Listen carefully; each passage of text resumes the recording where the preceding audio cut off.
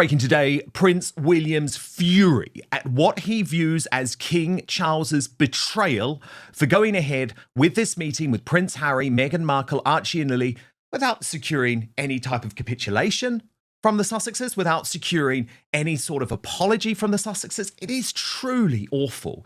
New details emerging from Katie Nicholl, the royal editor of Vanity Fair, who writes that King Charles was adamant that the reunion be kept private. She's reporting that while the palace would not comment on the meeting or how long it lasted, it is understood that Camilla was present. A source tells Vanity Fair that no photographs will be released to the public and that Prince Harry has assured King Charles that he will not speak publicly about the get-together. However, a source close to the Sussexes said Archie and Lily were very excited about seeing their grandfather, adding that there have been calls from a rather frantic Harry to his father's aides trying to make this happen. Meanwhile, sources close to King Charles said he wanted the meeting but was adamant it must be kept private. Sources close to Queen Camilla said she was also looking forward to seeing her step-grandchildren and wanted to be by Charles's side. Don't miss a single update on the stories that actually matter. I'm breaking down the news every day, so make sure you subscribe to never miss a beat. Click that subscribe button right now. But Roy Anika in the Sunday Times reporting over the weekend that the Prince of Wales makes of his olive branch, well, not much. She writes, he won't like it, that's for sure. While William now rarely speaks of Harry in royal circles, his feelings of betrayal by his brother's departure from the monarchy and subsequent outbursts will sting. She adds that Friday's family reunion suggests he has been proven wrong. This is Harry on another remark in his interview when he repeated his long-held view that it was not safe to bring his wife and children back to the UK without armed police protection, as he had as a working royal. Meghan was able to quietly slip undetected into the UK with her children on Thursday from their holiday base in Europe during their visit, and it has gone without a hitch. During the event, Harry told children who had lost parents that he marks the anniversaries of his mother's birthday and death with lemon drizzle cake. Asked what makes him laugh at the end of a difficult day, he said, my dog makes me laugh, my children make me laugh.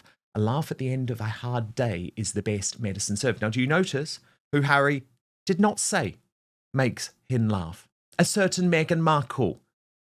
There's really been a lot about the negativity in this marriage, which is coming through across the course of this visit too. Roy Anika goes on to say, in the coming days, the Sussexes will spend time catching up with friends in the UK, and Harry has said to have pledged not to think about the court judgment. Oh, I wonder why, and whether to appeal against it until he returns to California later this month. Well, if he wants to lose another few mil, why not? Battling is what he knows. Combat has become his default position. The warrior prince who twice went to war for Queen and country has spent so many years fighting with his family, the media, the government, and anyone who doesn't see the world his way that many have wondered if he knows how to stop.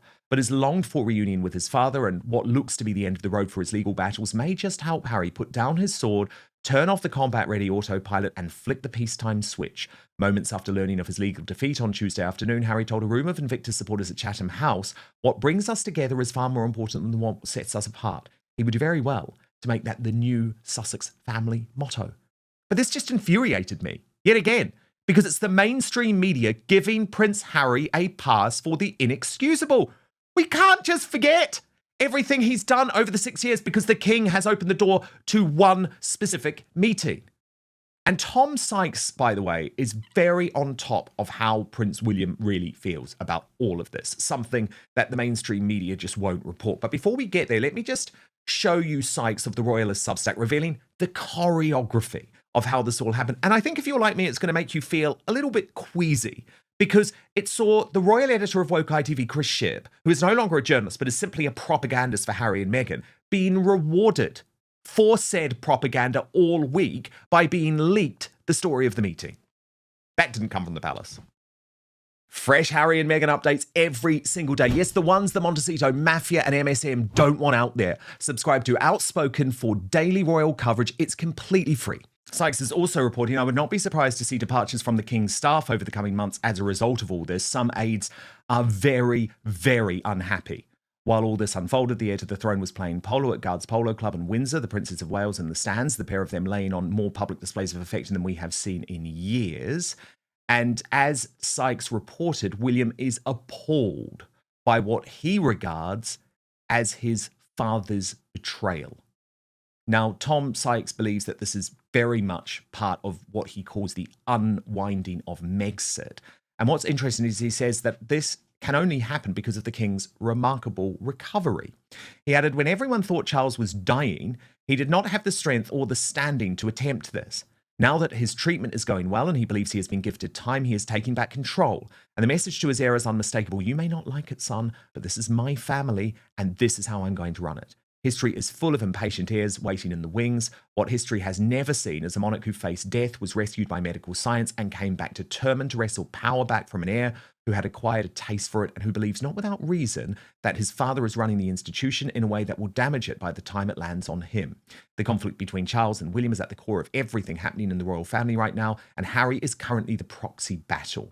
Friends say Harry woke on Saturday buoyed, very happy and really energized. Of course he did. He has just turned the worst week of his public life into the best, with the only verdict he actually cares about. His father ruled in his favour. At the terrible goat yoga event, Harry told bereaved military children that he marks his mother's anniversary with lemon drizzle cakes. On Tuesday, minutes after his court defeat, he told an Invictus audience, what brings us together is far more important than what sets us apart. What sets this family apart is a memoir, 2 documentaries, an Oprah interview, 6 years of litigation, and a statement attacking the king's own court. None of it withdrawn, none of it regretted, and all of it, as of Friday night, rewarded. So Brittany, editor of the Royal News Network, I can completely understand today why Prince William feels he's been betrayed. Feels that there is a betrayal going on. I can understand that. I mean, Dan, this is just such an absolute mess. And it just shows that Charles, I'm sorry, he's just not a great king or leader here. He is letting his heart rule over his head. And he so desperately wants this relationship with Harry that I think he's actually willing to toss his relationship with William by the wayside to please Harry. And he's trying to weirdly, I think, try to please everyone. But in that process, you always end up pleasing absolutely no one. And William, in this case, I think is totally right. Harry has completely and utterly undermined the monarchy for the last 6 years, done immense damage to it. And Charles, at the end of the day, just kind of rewarded him, didn't make Harry apologize for anything, didn't get any concessions from Harry and Meghan. Now, you could say that them just going to the UK with the children and going there without the security that they demanded is somewhat a concession by them, because we know Harry and Meghan are doing this because they desperately need the cash and really nothing else. And that's so critical too, is that Harry and Meghan don't really care about this relationship with Charles. It's all about the money. And Charles is just, again, letting his heart dictate over the crown. And yes, you can be a father in this situation and also a king, but Charles is meddling in both of them. He's not having this clear standard. And Harry and Meghan, of course, will make a mess of this, as they always do. You cannot trust them. I mean, just even the lead up to this trip should have proven to Charles that they are untrustworthy, and yet he still let them in. An absolute civil war has just erupted behind palace walls, leaving Prince William in a state of unmitigated fury. We have just uncovered the explosive details of a secret, highly controversial family reunion at Highgrove House where King Charles completely blindsided his heir. As Meghan Markle and Prince Harry quietly slip into the UK to confront the monarch, Prince William is calling this sudden meeting a total, unforgivable betrayal. But this is not just a family squabble. Today, we are exposing the shocking mechanics of how the Montecito Mafia used a weaponized WhatsApp group to leak the summit, why Queen Camilla was forced to stand guard, and the brutal reason why William refuses to ever forgive his father for rewarding the Sussexes' toxic behavior. The structural integrity of the British monarchy has just been shaken to its very core, and the future king is absolutely appalled. For 6 years, Harry and Meghan have hurled devastating allegations at the royal family through memoirs, documentaries, and lawsuits. King Charles has just thrown the palace doors wide open, granting the Sussexes a private audience without demanding a single apology or concession. Let's look at the raw choreography of how this shocking tea summit was forced onto the royal calendar. According to top royal insider Tom Sykes, this wasn't a spontaneous moment of family healing. It was a calculated chess move. Prince Harry had been making frantic, desperate phone calls to his father's aides all week, scrambling to salvage his image after a devastating week of public relations disasters. And how did the public find out? Through a calculated media leak. While mainstream broadcasters try to act like they stumbled upon the story, the broadcast exposes that a background briefing was dropped directly into the Royal Rota's private WhatsApp group. The Sussexes desperately needed the world to know they were back inside the inner sanctum, and they used their media allies to broadcast their return to global audiences. it is quite astonishing because what this unfortunately does, Brittany, is reward bad behavior. Nothing from Harry is going to change at this point. I always like to look at both sides of this argument, though, because, of course, people, Brittany, do also have immense sympathy, too, for King Charles and what he's going through. And one of our contributors here at Outspoken, the royal YouTube sensation, according to Taz, who was very upset initially about this meeting, did a bit of a 180 over the weekend, having thought about it. I want to let you know what she said, Brittany, and then you can respond. She wrote, "Okay, I am calmer today. I've had some sleep and less sun and tarmac, and I've had some time to process this family reunion. The king, who is 77 and has cancer, finally got to see his grandchildren after 4 years. I see nothing wrong in that, and I hope it brought him some happiness. The children are completely innocent of their parents' actions. I also believe Queen Camilla being there wasn't just to protect the king from manipulation or stress, but also as a power play." And there's that great image, isn't there, of the queen sort of standing over Meghan, sort of looking at her in a brazen manner. Yeah, look, there it is, having to curtsy to the queen. I sort of like that take on it, but I don't know if it's wishful thinking on our part. Tash added, "Harry has trashed and vilified Camilla, and he had to sit opposite her. He had to face her throughout this meeting. In a way, it's the king saying, if you want to see me, you respect my wife." That's some very serious humble pie right there. Also, Harry and Meghan, by attending, have made all their complaints look completely moot. They have just proved they can sneak in and out of the country unseen, that they can go to a royal residence safely and quietly, and again, totally unseen. They now can't use the children visiting as an excuse to demand extra protection. Now, as for Meghan going, well, she was never going to get her apology or the accountability both she and Harry demanded for years from the royal family. Harry and Meghan didn't get anything that they wanted or demanded, and they have just publicly crawled back on their bellies. It shows their desperation. Checkmate. The king got to see his grandchildren, so it's a win for him. And now if anything does get leaked regarding the meeting, it can only come from them, and there will be no pushback if they try to play victim if the king refuses to see them again. I do not think the king is being weak or soft. I think he's called their bluff. It was his invite, his rules, his home. As for Catherine and Prince William, I believe they were told and have a mutual understanding with the king. It's his choice, but they are not touching that with a 10-foot budge pole. I thought there were some really interesting points there, Brittany. What do you make of it? I mean, certainly for months and months, I've been saying, of course, Harry and Meghan can slip back into the country with no one seeing them if that's what they want. And I guess that point has certainly been proven by this visit because we haven't seen Meghan or the children at all. No paparazzi, nothing. But Buckingham Palace was fully prepared for the trap. King Charles was adamant that the meeting remained strictly confidential, and he brought in the ultimate enforcer, Queen Camilla. Vanity Fair's Katie Nicholl confirmed that Camilla was right there by the king's side. This is a massive psychological blow to Harry, who brutally vilified his stepmother in his memoir, Spare. Now, he was forced to sit across a tea table from her and swallow a massive slice of humble pie just to see his father. But why would Meghan Markle agree to this humiliation? Because the Sussex brand is completely stuck in development hell in Hollywood. Product isn't moving, Netflix deals are stalling, and major productions are actively moving to the UK. Meghan didn't fly back out of love. She did it because the Sussexes are running out of cash, and they desperately needed to recharge their royal currency. But the financial desperation in Montecito is only half the story. In just a moment, we are going to expose the deep institutional fracture between King Charles and Prince William, and the devastating point this trip just proved about Harry's multi-million-pound security lies. Let's dive straight into the explosive conflict between the king and the heir apparent. Tom Sykes reported a staggering shift in palace dynamics. When everyone believed King Charles was facing his final days, he simply didn't have the strength or the standing to buck the system. But now, following a remarkable medical recovery, Charles believes he has been gifted time, and he is aggressively wresting control back from Prince William. By inviting Harry, Meghan, Archie, and Lilibet to Highgrove, Charles sent an unmistakable brutal message to his eldest son. You may not like it, William, but this is my family, and I will run it my way. This is a massive institutional gamble. By letting Harry back in with zero accountability, top aides are reportedly so deeply unhappy that we are expecting major staff departures from the king's household in the coming months. 100%, Dan. This was always 100% a lie by Harry and Meghan. It was a way to try to manipulate Charles and the British government, to blackmail them basically into giving Harry and Meghan the security that they wanted. So in many ways, Harry and Meghan did not get what they wanted.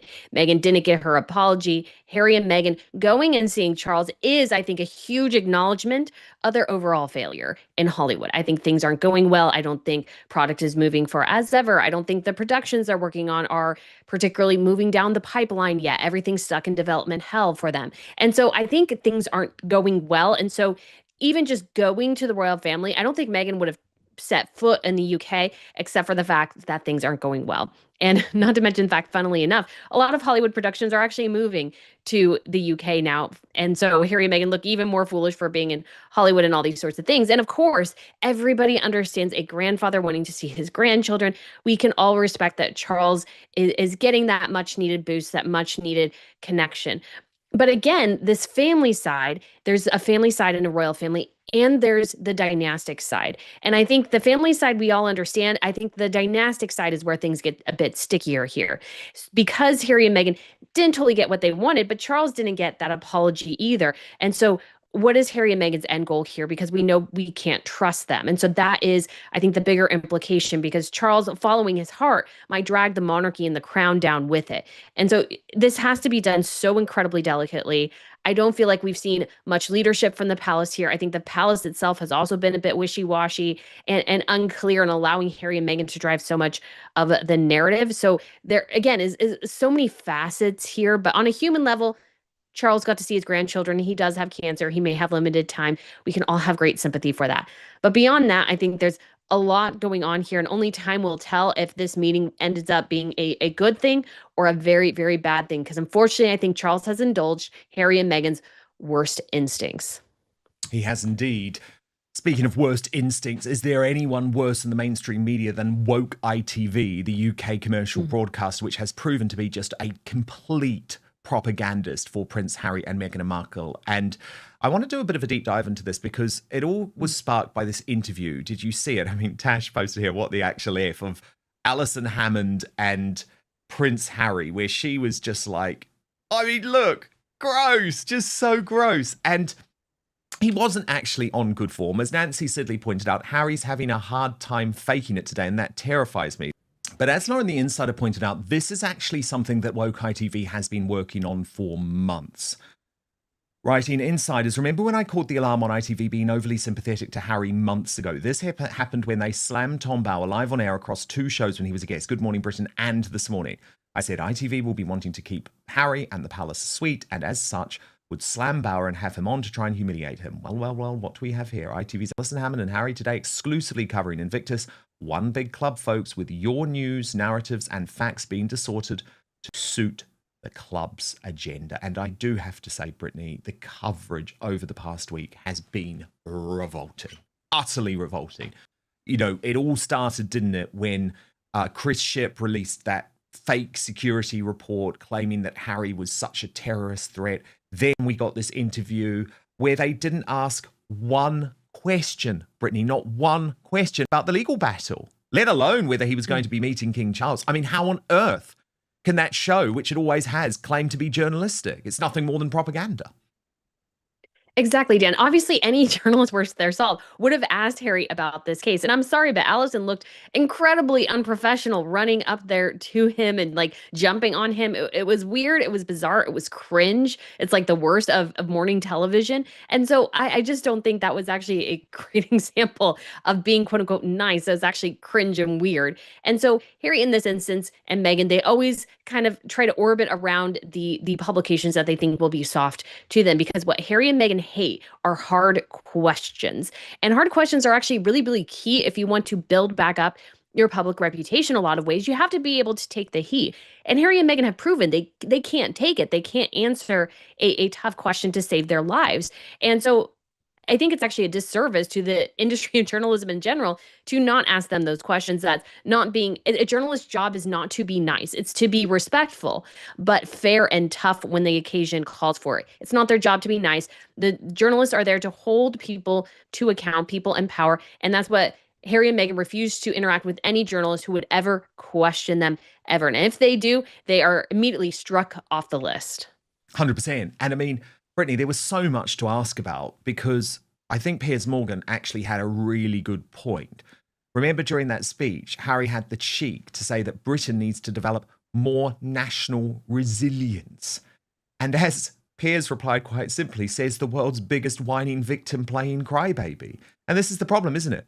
Harry's rhetoric never actually matches up with his own behaviour, and we see through it now.